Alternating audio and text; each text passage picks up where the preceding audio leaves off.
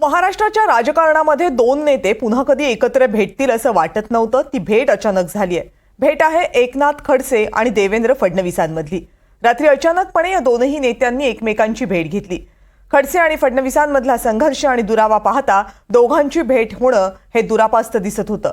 पण फडणवीसांवर खापर फोडून एकनाथ खडसे भाजपमधून बाहेर पडले होते आणि आता मात्र राज्यातली सगळी गणितं बदलल्यामुळं एकनाथ खडसेंना इतक्या वर्षांनी पुन्हा एकदा फडणवीसांची आठवण नेमकी का आली आहे बघूया.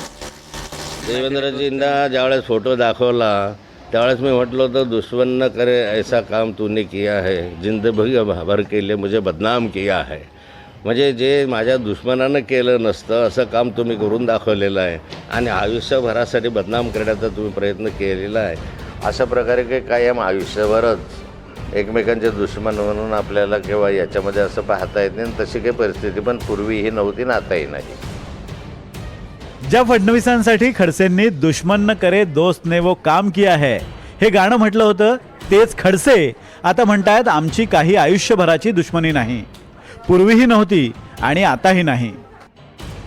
2 वर्षातला खडसेंमधला हा 360 अंशांचा बदल आहे.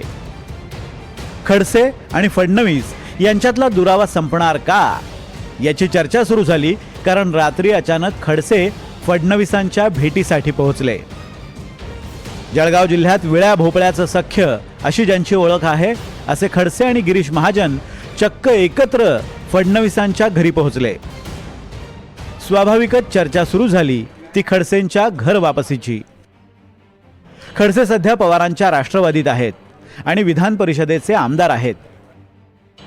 पण लोकसभा निवडणुकीपासूनच भाजपमध्ये परतण्यासाठी खडसे हे वेटिंगवर आहेत.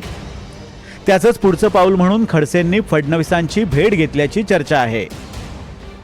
पण मतदारसंघातल्या कामांसाठी आपण फडणवीसांची भेट घेतल्याचा दावा खडसेंनी केलाय. मतदारसंघातील विकास कामांच्या संदर्भामध्ये मी माननीय मुख्यमंत्र्यांची भेट घेतली. भाजपमध्ये जाणार किंवा माझ्यासोबत कोणी होतं ह्या सर्व निरर्थक चर्चा आहेत. मी एकटाच त्यांना भेटायला गेलो होतो आणि माझ्या मतदारसंघातले काही निवेदनं मी त्यांना दिले. त्या निवेदनाला अनुकूल प्रतिसाद त्यांनी दिला. खडसे फडणवीस हा संघर्ष तसा जुना आणि मोठा आहे. ज्या फडणवीसांच्या मंत्रिमंडळातून खडसेंना राजीनामा द्यावा लागला त्याच फडणवीसांच्या भेटीसाठी आता खडसेंना जावं लागलं. देवेंद्र फडणवीसांना आपणच मोठं केलं होतं. विधानसभेमध्ये ते मागच्या बाकावर बसायचे आणि त्यांना आपण वेगवेगळे विषय सांगायचो असं खडसे यापूर्वीही म्हणाले होते. 2014च्या निवडणुकीत भाजप बहुमताने जिंकलं आणि भाजपाच्या पक्षश्रेष्ठींनी देवेंद्र फडणवीसांच्या गळ्यात मुख्यमंत्रीपदाची माळ टाकली. वास्तविकतेत खडसेंना अपेक्षा होती की ते मुख्यमंत्री होतील, पण मुख्यमंत्रीपदाचा त्यांचा पत्ता कट झाला आणि खडसे नाराज झाले. यामुळेच खडसेंनी मुख्यमंत्री असणाऱ्या देवेंद्र फडणवीसांच्या विरोधातच बंडाचं हत्यार उपसवलं. त्यानंतर थेट तत्कालीन मुख्यमंत्र्यांविरोधातच आघाडी उघडलेल्या खडसेंचा पाय आणखीनच खोलात गेला. 2014 मध्ये फडणवीसांच्या मंत्रिमंडळात एकनाथ खडसे महसूल मंत्री होते. 2016 मध्ये त्यांच्यावर भोसरी भूखंड घोटाळ्याचा आरोप झाला. यामध्ये खडसेंना मंत्रिपद सोडावं लागलं. खडसेंचा पीए गजानन पाटील याला लाचखोरीत झालेली अटक, त्यानंतर दाऊदचे खडसेंच्या मोबाईलवर आलेले कथित फोन, त्याचबरोबर खडसेंचे जावई गिरीश चौधरी यांच्यावरचे मनी लॉन्ड्रिंगचे आरोप.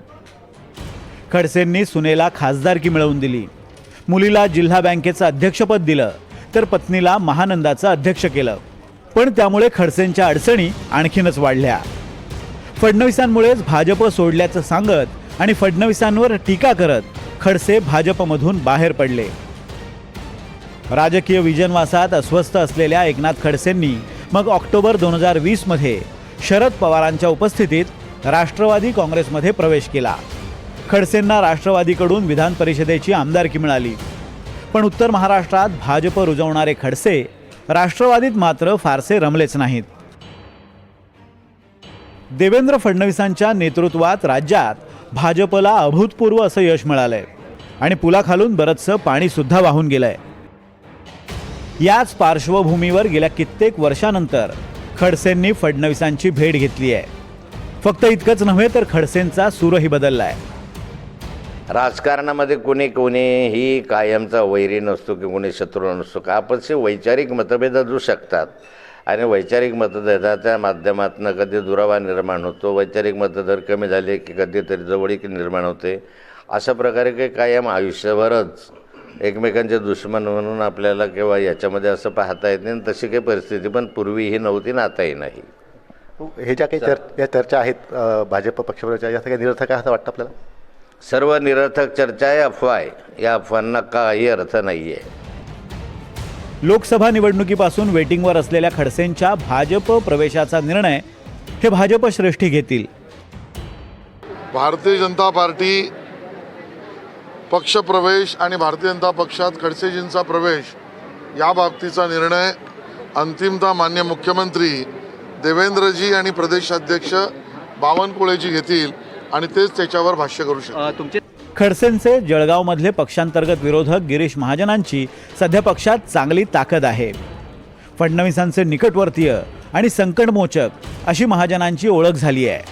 त्यामुळे जळगावात महाजनांचा दबदबा कायम राहणार यात शंका नाही.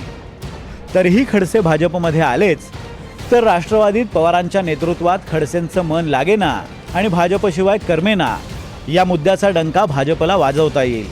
आणि दुसरं म्हणजे महाजनांचा मान कायम ठेवत ज्येष्ठ जुने आणि जाणते नेते म्हणून भाजप खडसेंना मार्गदर्शक मंडळातली एक खुर्ची देईल.